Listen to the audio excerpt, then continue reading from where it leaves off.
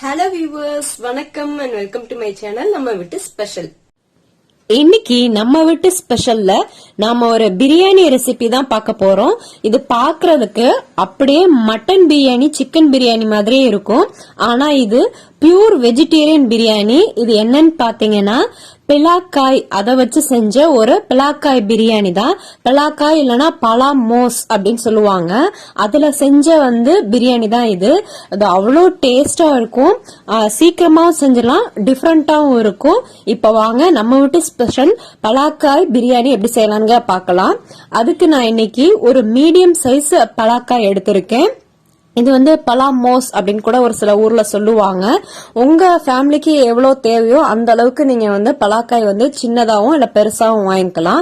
இத டேஸ்டா சமைக்கிறதுக்கு 3 முக்கியமான டிப்ஸ் இருக்கு. அது என்னன்னு பாத்தீங்கன்னா, ஃபர்ஸ்ட் நம்ம பலாக்காய் கட் பண்ணும் போது அது பால் வரும், அதை கிளீன் பண்ண முடியாது. அதுக்காக நம்ம கையில கொஞ்சம் எண்ணெய் தேய்ச்சிக்கணும். அதே மாதிரி நம்ம பலாக்காய் கட் பண்ணும் போது அந்த அருகாமனை இல்லைன்னா கத்தி, இதுல சைட்ல பாத்தீங்கன்னா நல்ல எண்ணெயை தடவி விட்டுக்கணும். இந்த மாதிரி பண்ணும்போது பலாக்காய் நம்ம கட் பண்ணும்போது அந்த பால் கையிலயோ இல்ல அந்த கத்தியில அருவாமனையில பட்டாலும் ஈஸியா கிளீன் பண்ணிடலாம். இது ஒரு ஃபர்ஸ்ட் டிப்பு.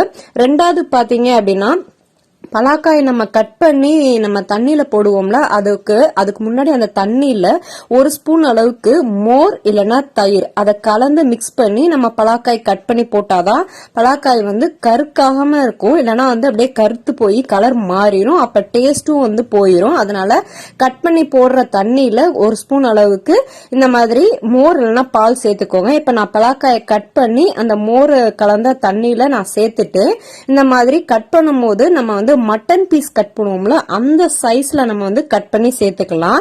இன்னைக்கு நான் ரெடிமேட் பிரியாணி கிட் இருக்கு பாத்தீங்களா, அதாவது ஆச்சியில பிரியாணி கிட் அப்படின்னு சொல்லி தனியா விக்குது. அதை யூஸ் பண்ணி தான் நான் இன்னைக்கு பிரியாணி செய்ய போறேன்.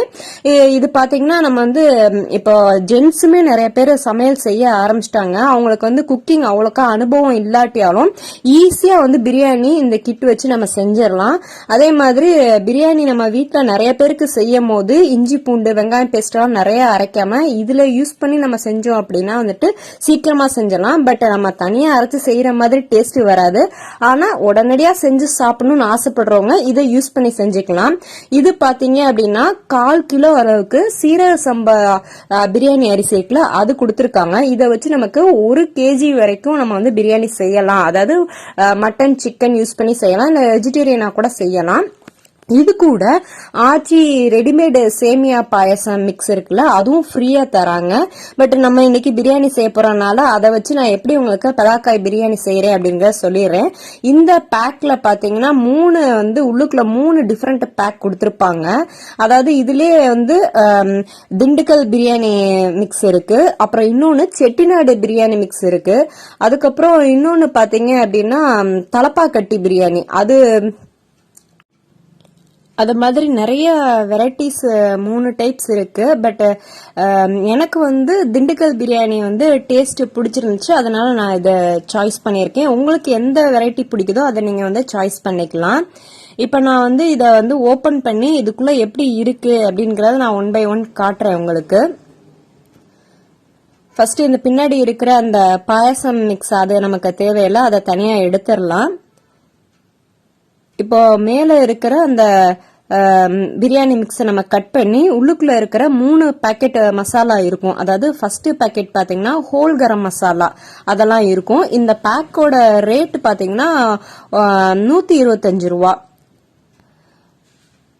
இதுக்குள்ள இதுக்கு பின்னாடியே உங்களுக்கு எப்படி சமைக்கணும் அப்படிங்கிற இன்ஸ்ட்ரக்ஷன்ஸும் கொடுத்துருக்காங்க, நீங்க அதை படிச்சு பாத்துக்கலாம். இதுக்குள்ள 3 பேக்கெட்டா நமக்கு மசாலா பிரிச்சு வச்சிருப்பாங்க. அதாவது ஃபர்ஸ்ட் பாத்தீங்க அப்படின்னா ஹோல் ஸ்பைஸ் மசாலா. இப்ப நான் உங்களுக்கு கட் பண்ணி காட்டுறேன் பாருங்க. இது மாதிரிதான் மேல கட் பண்ணோடனே உள்ள 3 பேக்கெட் இருக்கும். ஹோல் ஸ்பைஸ் மசாலா அப்படிங்கறது நம்ம இந்த பிரியாணிக்கு தாளிக்க பயன்படுத்துவோம்ல, அந்த பட்டை, கிராம்பு, ஏலக்காய், பிரியாணி இலை அந்த மாதிரிலாம் இருக்கும். அதுக்கப்புறம் 1/4 கிலோ அளவுக்கு சீரக சம்பா அரிசி, அது தனியா ஒரு பாக்கெட்ல வச்சிருப்பாங்க.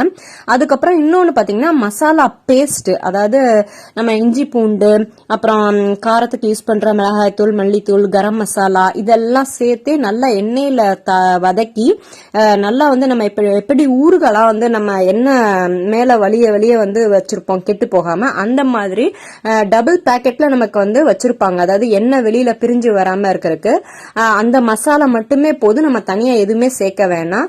சோ இது 3 பாக்கெட்டும் இருந்தாலே போதும். பிரியாணி செய்யாதவங்க கூட சூப்பரா பிரியாணி செஞ்சு நல்லா அசத்தலாம். இப்ப வாங்க இத வச்சு நான் எப்படி ஈஸியா செய்யறேன் அப்படிங்கறத நான் உங்களுக்கு காட்டுறேன்.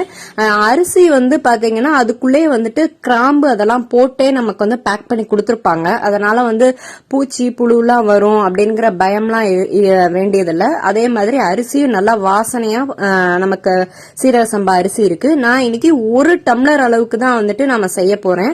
உங்களுக்கு எந்த அளவுக்கு வேணுமோ அந்த அளவுக்கு அரிசியோட குவான்டிட்டியை கூட குறைச்சி எடுத்துக்கோங்க. அதாவது தண்ணியோட அளவு பாத்தீங்கன்னா 1 கப், அதாவது நீங்க எந்த கப்போ மெஷர்மெண்டோ இல்ல மெஷர்மெண்ட் கப்போ இல்ல டம்ளர் எதுல எடுத்தாலும் 1 கப் அரிசிக்கு 1 பங்கு அரிசிக்கு 2 பங்கு தண்ணி சேர்த்துக்கோங்க. அந்த அரிசியிலே இருக்கிற கிராம்பையும் நம்ம வந்து சமையலுக்கு பிரியாணிக்கு யூஸ் பண்ணிக்கலாம். அதை தூக்கி போட வேணாம். அதோட சேர்த்து நம்ம வந்து அரிசியை நல்லா கழுவி எடுத்துக்கோங்க. இப்ப நம்ம டைரக்டா பிரியாணி செய்யலாம். நான் இன்னைக்கு பிரஷர் பேன்ல தான் செய்ய போறேன். இதுக்கு தாளிக்கிறதுக்கு கொஞ்சமா வந்து நல்லெண்ணெய் சேர்த்துக்கிறேன். நல்லெண்ணெய் சூடானதுக்கு அப்புறம் அது கூட ஒரு 2 ஸ்பூன் அளவுக்கு நெய் சேர்த்துக்கிறேன். எப்பவுமே பிரியாணி செய்யும் போது எண்ணெயும் நெய்யும் ஈக்குவல் குவான்டிட்டியில எடுப்பாங்க. பட் நான் வந்து லாஸ்டா தான் வந்து நெய் நிறைய சேர்ப்பேன். தாளிக்கிறதுக்கு எண்ணெயில சும்மா 2 ஸ்பூன் அளவுக்கு மட்டும் நெய் சேர்த்துக்குவேன். இப்ப எண்ணெயும் நெய்யும் சூடானதுக்கு அப்புறம் நம்ம அந்த பாக்கெட்ல இருக்கிற ஃபர்ஸ்ட் பேக், அதாவது ஹோல் ஸ்பைஸ் மசாலா இருக்குல்ல, அந்த பட்டை, கிராம்பு, ஏலக்காய், அந்த ஸ்டார் பூவு, பிரிஞ்சி இலை இதெல்லாம் அதிலே கொடுத்துருப்பாங்க. அதை போட்டு நல்லா வந்து தாளிச்சிடலாம். ரொம்ப கருக விட்டுறாதீங்க. லைட்டா வந்து அந்த பட்டை கிராம்லாம் வெடிச்சு நல்லா அந்த மசாலா வாசம் வந்ததுக்கு அப்புறம் நம்ம வந்து நெக்ஸ்ட் 2வது பேக் இருக்கும்ல, அந்த மசாலா பாக்கெட், அதை கட் பண்ணி சேர்த்துடலாம்.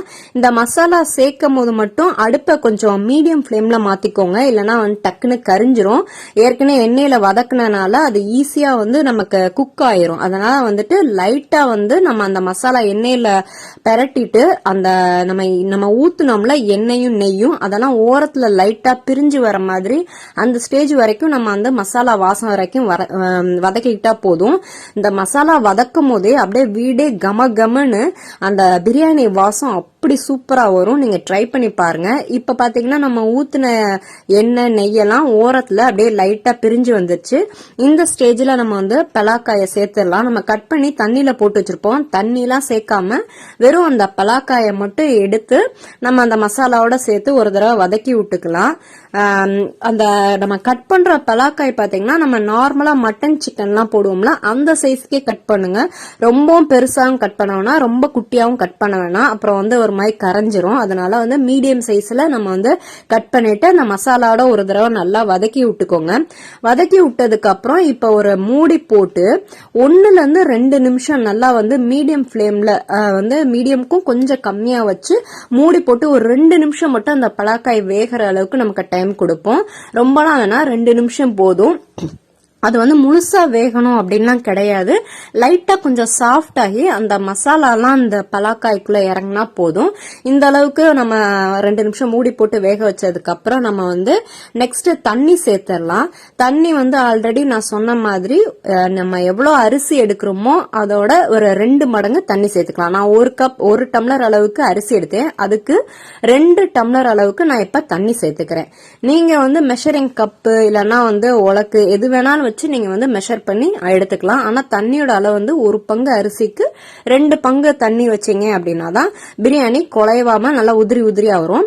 இப்ப வந்து நான் அந்த பலாக்காய்க்கு மட்டுமே வந்து உப்பு சேர்த்துக்கிறேன். நம்ம அந்த மசாலாவுக்கும் அரிசிக்கும் தேவையான உப்பு வந்து அந்த மசாலாலே இருக்கும். ஆனா பலாக்காய்க்கு தேவையான அளவுக்கு மட்டும் உப்பு நான் சேர்த்துக்கிறேன்.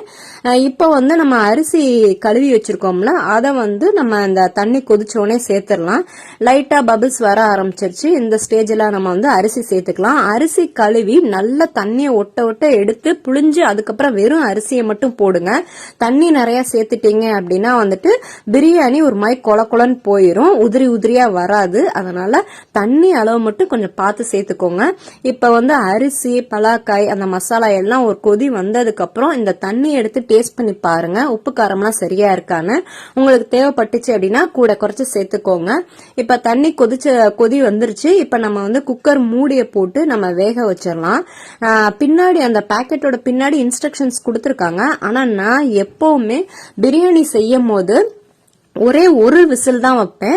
அதுவும் எப்படின்னா நல்லா ஃபுல் ஃபிளேம் ஹை ஃபிளேம்ல விசில் வந்து ஒரே ஒரு விசில் வரைக்கும் வைப்பேன். ஒரு விசில் வந்ததுக்கு அப்புறம் அடுப்பை நல்லா லோ ஃபிளேம்ல மாத்திருவேன். இப்ப பாத்தீங்கன்னா நான் வந்து குக்கர் மூடி வெயிட் போட்டாச்சு. ஃபர்ஸ்ட் விசில் வந்துருச்சு. ஃபர்ஸ்ட் விசில் வந்ததுக்கு அப்புறம் அடுப்போட ஃபிளேம் இது விசில் வந்து ஃபுல் ஹை ஃபிளேம்ல இருக்கும். இப்ப ஃபர்ஸ்ட் விசில் வந்ததுக்கு அப்புறம் அடுப்பை நல்லா லோ ஃபிளேம்ல மாத்திருவேன்.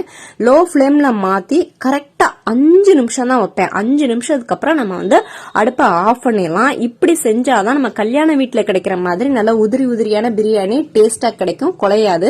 இப்ப 5 நிமிஷம் ஆயிருச்சு. நான் அடுப்பை ஆஃப் பண்ணிட்டேன். அடுப்பை ஆஃப் பண்ணதுக்கு அப்புறம் கரெக்டா 20 நிமிஷம் கழிச்சு அந்த ஸ்டீம் எல்லாம் அடங்கினதுக்கு அப்புறம் ஓபன் பண்ணிருங்க. 20 நிமிஷத்துக்கு மேல வச்சிருந்தோம் அப்படின்னா அதே சூட்டுல பிரியாணி ஒன்னோட ஒண்ணு ஒட்டி நம்ம கிளறி எடுக்கும் போது அரிசி எல்லாம் உடஞ்சிரும். அதனால பார்த்து ரொம்ப நேரம் வச்சிடாதீங்க. இப்போ நம்ம வந்து பிரியாணி 20 நிமிஷம் கழிச்சு ஓபன் பண்ணி பார்த்தா நல்லா ரெடி ஆயிருச்சு. இந்த ஸ்டேஜ்ல ஒரு 2 ஸ்பூன் அளவுக்கு நெய் சேர்த்துக்கிட்டோம்னா இன்னும் சூப்பர் டேஸ்டா நல்லா வாசனையா இருக்கும். மொத்தமே 4 ஸ்பூன் அளவுக்கு தான் நெய் சேர்த்திருக்கேன். அதாவது ஃபர்ஸ்ட் தாளிக்கும் போது 2 ஸ்பூன் நெய், இப்போ ஒரு 2 ஸ்பூன் நெய், அவ்வளவுதான். இப்போ வந்து நம்ம லாஸ்ட் அந்த ஓரத்துல இருந்து அப்படியே எடுத்து லைட்டா திருப்பி போட்டோம் அப்படின்னாலே போதும். ரொம்ப போட்டு மிக்ஸ் பண்ணிடாதீங்க, அரிசியில உடஞ்சிரும். இப்ப பாத்தீங்கன்னா நமக்கு அப்படியே அந்த அடுப்புல செய்யற பிரியாணி மாதிரி ஒன்னோட ஒண்ணு ஒட்டாம குலையாம அப்படியே நல்லா உதிரி உதிரியா கம கமனு நல்ல வாசனையான பலாக்காய் பிரியாணி ரெடி ஆயிடுச்சு. இது பாக்குறதுக்கும் அப்படியே நான்வெஜ் பிரியாணி மாதிரி, மட்டன் பிரியாணி சிக்கன் பிரியாணி மாதிரி இருக்கும். டேஸ்டும் அதே மாதிரியே இருக்கும். ஆனா பியூர் வெஜிடேரியன் பிரியாணி இது. இப்போ சம்மர் ஸ்டார்ட் ஆயிடுச்சு. பலாக்காய் பலாமோஸ் எல்லாம் சீசன் வந்துரும். நீங்களும் உங்க வீட்டுல ட்ரை பண்ணி பாருங்க.